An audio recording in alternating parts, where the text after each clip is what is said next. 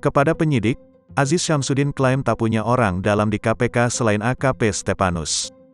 Komisi Pemberantasan Korupsi, KPK, mengungkapkan materi pemeriksaan yang ditanyakan kepada ex-wakil Ketua DPR RI Aziz Syamsuddin.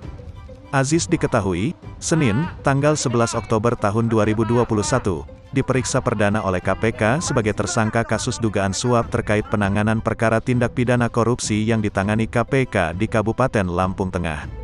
Hari ini, tim penyidik telah memeriksa tersangka AZ, Aziz Syamsuddin, untuk melengkapi berkas perkara yang bersangkutan, kata pelaksana tugas juru bicara KPK Ali Fikri dalam keterangannya, Senin, tanggal 11 Oktober tahun 2021.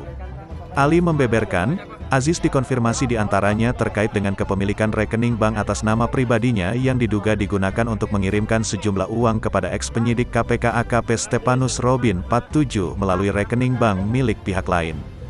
Di samping itu, lanjut Ali, politikus Partai Golkar itu juga dikonfirmasi mengenai dugaan adanya orang dalam di KPK yang membantu Aziz. Dengan tersangka AZ, hari ini tim penyidik KPK mengkonfirmasi terhadap tersangka ini, diantaranya adalah mengenai adanya kepemilikan rekening bank atas nama pribadinya yang diduga digunakan untuk mengirimkan sejumlah uang kepada SRP melalui rekening bank pihak lainnya.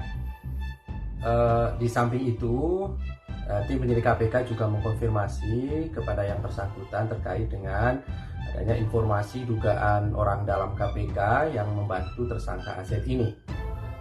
Di hadapan penyidik, tersangka AZ menerangkan bahwa tidak ada pihak lain yang membantu yang bersangkutan selain dari SRP yang saat ini perkaranya sedang proses persidangan di Pengadilan Tindak Pidana Korupsi.